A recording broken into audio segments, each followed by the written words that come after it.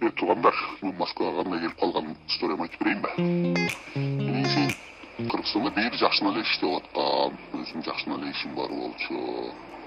3 ай иштесем менен сен күнүнө 15 миңден тапсам билет, 3 ай иштесем миллион таап алат экен деп келген.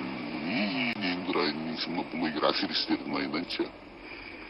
Сен ал 15 миң ошол жана табат экенсиң, бирок менен сен булар ичинде расходту, мындай расходуң бар, квартираң бар, машинанын расходу бар, машина арендага аласың деп мен сендер айтып койбойт экен да. Мисалы менде булут айында тааныштарым бар да, Кыргызстанда сонун иштерин таштап коюп кетип алышкан да. Мага кийин айткан, келбей эле кой, нормально иштей албайсың десем, ойлоду да, өзү катты акча таап, кызгантат ишин депчи. Келишти, азыр келип алайын, өкүнүп жүрүшөбүз, кредиттер алып, машиналарды алып алышкан. Блогерлердин айынан да дагы элечи, күнүнө мынча акча таап атып, мынчасын иштесең, мынчасы өзүңө калса депчи. Келип алышкан. Блогерлер өкүнүп жаман көрүп калдым. Вот астыңан чыкса да оозуна берип коюм деп бар го. Мээ иштебесе буттун шору. Баш иштебесе көттүн шору деп коелу ушундай. Ушундай акыркы күндөр ушундай немелер көбөйдү да. Голосовойлор, ушу блогерлердин айынан ушундай ишим таштап келдим, ишимин алып келди туугандар. Ассалому алейкум. Таксаман YouTube каналын көрүүчүлөрү туугандар. Биз аркылуу деп коелу. Биз аркылуу келип, турмес жолго түшүп алгандар. Турмес жолго дегени кандай? Жакшынакай жумушун таштап, же болбосо Москвада деле, Кыргызстандан деле жакшынакай жумушун таштап, Кыргызстанга ушу Москвага келип, бизди көрүп таксиге өтүп алган адамдар боюнча сөз болмокчу. Бул шаар мегаполис туугандар. Бул жерде 23 миллиондой адам жашайт. Бул именно регистрация болгон адамдар эсептейбиз. Мага окшогондорду баягы регистрация болгон эсептегенде 30 миллиондой адам жашайт. Примерно айтып коеюн. Бул Кыргызстан боюнча элин эсептегенде 4 эсе, Кыргызстан боюнча элди эсептегенде 4 эсе көп шаарда тоона расход деген чоң. Ошолорду эсепке албай, ошолорду ойлонбой, бизди видеодон көрүп алып эле келген адамдар силерге базар жок. Браво жана браво, браво. Бир адамдын күнүмдүк бытовой расходу туугандар, бул 1000 рублей. Ошол эле квартира, регистрация, чай-чака, ал жак бул жак деп коелу. Бул жөн эле жашаган расходу. Таксистин плюс таксистин бир күндүк расходу, суу, мойка, бензин эсептебей, суу, мойка, майда чүйдө машинанын майда чүйдөсүн алмай, сынат да, держатель сынат. Тамеки жана башка майда чүйдөр бар да, адамдар расход бар да. Мен такси катары билем, 7 жылдык стажым бар. А так, если что, 7 жылдык стаж эле жакшы эле стаж туугандар. Бул 1000 сом. Бензин бир күндө 12 саат иштеген адамга 1,5 миң бензин кетет. Бул 1,5 миң. Плюс ошол 10 миң, 12 миң иштедим деген күнү сен клиентти алып атканда, клиент түшүрүп атканда сен 500 сомдук иштеп алышың мүмкүн. 1000 сомдук иштеп алышың мүмкүн, 5 миңдик иштеп алышың мүмкүн. Мен 500 сом эсептейм күнүнө 500 сомдон. Бул да 500 сом. 1,5 2 болду. Биракта күнүмдүк суу пулсу 1000, анан бытовой расходун кошкондо бул 4000 расход. Келген адам таксиге чыктыбы, бир күндө бензинин, суусун, жашаган квартираларын эсептегенде күнүнө 4000 расход. Акчаң каяка кетти дешет да. Мисалы мен иштедим, мынанча таксометрден акчам турат, ошол акчам каякта деп таң калышат.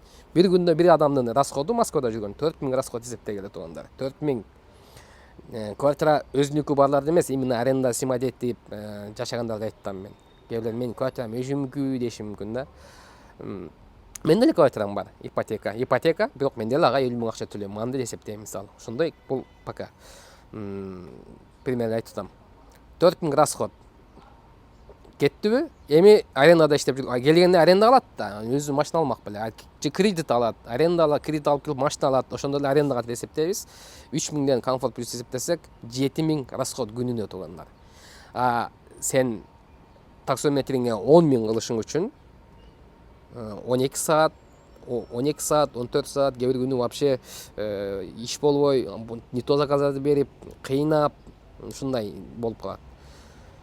12 саатта 10 миң иштесең, сага калган акча күнүнө 3 миң. Бул дегени 12 сааттан бир ай тынбай күнүгө тынып иштесең, бир айда максимум 90 миң иштейсиң. Вот эгер машина өзүңкү болсо ушу 90 миңге дагы 90 миңди кошуп коет. 170-180 миң иштейсиң эле. Бул күнүгө ишке чыккан. Бирок күнүгө ишке чыгып такси кылыш бул бардык адамдын колунан келе бербейт. Жумасына 6 күн иштешиң мүмкүн. 12 сааттан кадимгидей эзилип каласың, кадимгидей морально, психически чарчап каласың. Анан кийин бир күн эс алышы мүмкүн, кайра эле эртеси ишке чыгышың мүмкүн. Машинаң бузулушу мүмкүн туугандар. Штрафтарды эсептегиле, байда чүйдө бүт расходду эсептегиле, анан кийин эле таксинин жумушу. Мен таксинин основной жумуш кылбай калганыма мисалы бир жылда болуп калды. Вот таксопаркты ачкандан бери мен основной бүт вложение ошо таксопаркка жакын вот кузовной ишке киргизип атабыз. Кузовнойду буга чейин мындай иштетип көрдүк, ар кимди иштетип, бирок жакшы уста таппай атабыз. Мына жакында жакшы усталар келет. 4 эмес, 5-6 келет. Жакшы уста. Расходдорду, доходдорду бүт сүйлөшүп уже сүйлөшөр болуп атат. 5-6 адам келсе, чоң кузовнойдун ичинде 5-6 адам иштейт. Любой машинаны биз основной таксиге эмес, мына орустардын кымбат машинасына акцент коюп атабыз. Жана плюс Авитодон, башка объявленияден бир тиң машинаны алып келип дагы сатып, жаңы кылып, конкретно маста кылып, конфетка кылып туруп сатабыз деген план коюп атабыз. Жак Кудай кааласа аз күчүндө ушул кузовной ишке киргизип алсак, оклейка, таксопарк мага вот мынандай жетет. Бу жерде конечно жалгыз эмесмин мен, 3-4 адам барбыз. Себеби мындай адамды мен жалгыз иштетсем, бир жактан физически успеть этпейм жана майда чүйдө бүт нерселерге да өзүм жүгүрө албайм мен. Бул жерге тааныш керек, ал жактан запчас, бул жактан запчас, көп нерсе керек. Контроль кылыш керек, бирок бул өзүнчө бир тема. Анан дагы бирди айтып коючу нерсе, ушундай бир иштеп келсең, ал жактан чалгандар бар экен туугандар. Чалып алып, дейт экен. Андай чалгандар менен сөзүм кыска. Жөн эле телефонун сүйлөшүүчү адамдарга берип коем. Кече машинаны реклама кылам бекер деп келгем. Аз бүгүн бир же эки адам келиш чалды мага максимум. Келет азыр тартабыз. Машина реклама туугандар бекер болгон. Каналга келсеңер бекер болгон. Мына азыр мен бир ай убактым бар. Машинанын кечеги эле видеону көрсөңөр, лицензия немеден бизнестен ыргытып. Мен ушул эконом, комфорт плюс бизнес 4 тарифте иштедим. Бизнес ыргытып. Бирөө 30 миңге 6 айга ачып берем деп атат. Бирөөсү 50 миңге 1 жылга ачып берем деп атат. Бирөөсү 100 миң сурап атат ушундай. Яндекске балдар барып көрүштү. Кече Авитодон чалды мага. Авитодон чалып, оклейка канча алыш керек деди орус киши, орус бала. Не машина десем бизнес дейт, неме Мерс дейт. Комплектациясы AMG баягындан жакшы комплектация экен. Не торопись, съезди лучше в этот огородный. Если там осмотрят, если пройдешь, еще 1 год дадут десем, о, спасибо деп барган экен. Кайра мага чалып атпай, орустун карасаң, мен деле ага жөндөн эле келе бер болду, оклейка алып берем, акчасын алып койгон болмок. Менде бирок ушундай, мен любой адам келгенде, мындай вариантын кылып көрбөйсүңбү, зачем акча кетирип деп кайра мен неме кылам. Эмне адамдар да таң калат. Сен наоборот акчасын алып бербейсиңби деп. Жок туугандар. Любой адам кээ бирде шашылыш чечим чыгарып алат дагы. Аны бирөө бирдеке айтмай сайын ойлонушпайт. Барыптыр, барса кадимгидей эле фотоконтроль өткөзүптүр, хорошо деп. Комплектациясы жиндик экен анын, AMG полностью панорама, вообще коричневый салон дейт. Барса системадан отказ келиптир кайра эле. Так что кайра мага чалып, даже не пытайся дейт, келбей эле кой, себеби бул жерде уже система не пропускает деп атат. Фотоконтроль өтөт, система не пропускает дейт. Ошого туугандар кече мен машина миссия жасайын деп аткам, кайра ойман кайттым. Азыр 1-2 күн күтөлү, кичине аяк-бояк валына бүткөндөн кийин 30 миңдик немени көрөбүз планды, же 50 миңдикти көрөбүз. Мен жакшы ишенбей атам да, кидала, какой-то кидалады, кантип кошуп беришет. Бу жерде личный осмотр бар да, кандай кошуп беришет. Вот комфорт плюс комфорттордун жылын көтөрсөң болот, аларды роботту алдайсың, СТС менен. А бул жерде личный осмотрдан кантип өтөт, мен ошону түшүнбөй атам. Ошого болбосо булду комфорт плюс кылып туруп эле, комфорт плюснан дагы анча-мынча иштеп калышым мүмкүн, бирок мен основной жумушум такси болбой калганына көп болду. Силерге да ушуну сунуштайм туугандар. Основной жумуш такси кылбагыла. Кылгыла 1 жыл, 2 жыл, 3 жыл кылгыла максимум. Параллельно башка жумуш караганча, башкалар менен таанышканча, связылганча, башкаларды да жумуш карагыла. Основной жумуш бул такси болбойт. Канча адамдар да келет, айлыгым бар, мынанча мага айлыгым жетпей атат. Канча десең 70-80 миң алам дейт. Такси кылсам сен мынча иштеп атасың дейт. Биз иштеп атканыбыз менен сен биздин расходубузду билбейсиң да. Таксинин өзүнчө тиешеги бар, расходу бар. Штраф келет. Аз данный момент менде 10 миң парковканын штраф турат. 250 миңден 4 штраф турат. Ошол эле полоса скоросттугу төлөгөнгө акча жок деп коеюн, эми акча табыш керек. Ошол туугандар. Анан автореклама боюнча келе бергиле. Азыр мына вот местаны бошотобуз, мерди кеңири кылып бошотобуз, автореклама кылабыз. Аклейт эте турган нерселер болсо, аны аклейт этесиңер, сухой туман кылдыртып койсоңар, сухой туман кылдыртасыңар, эва көбүрөөк жок болсо жасатасыңар, автосервиске кирип туруп немесин кыласыңар, осмотр, диагностика коесуңар, электрический жактан проблема болсо аны да карайсыңар, бүт мындай удобство бар.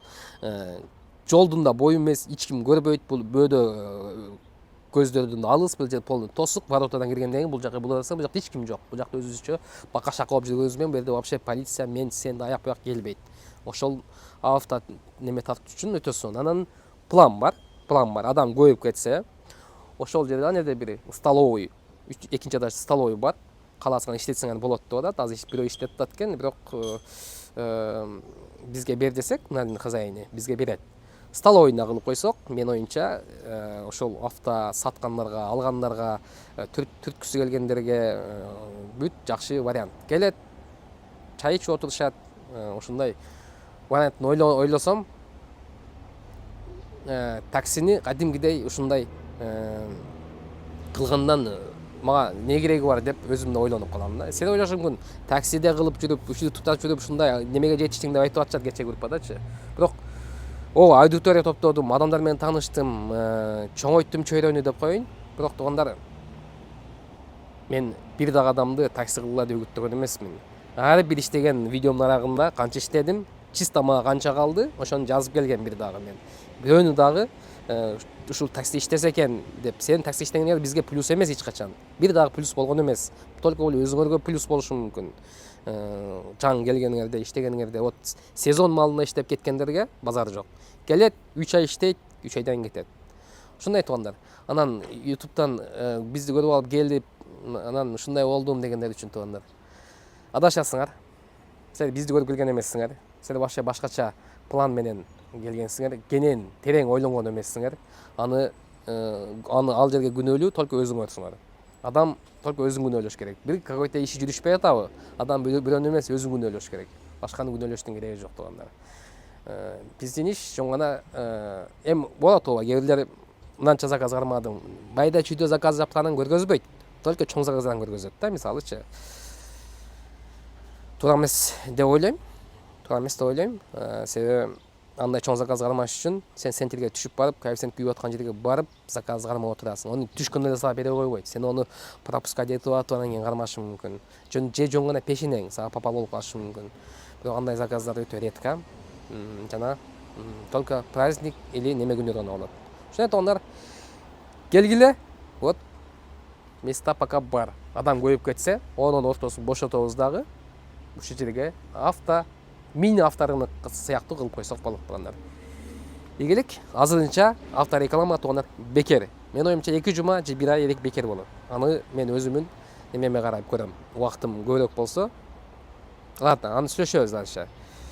Ушундай туугандар, келгиле. Анан кийин бекер болсо, кымбат машиналарды деле чыгарып коерейин дем, сатылбаса жок дегендер болушу мүмкүн туугандар.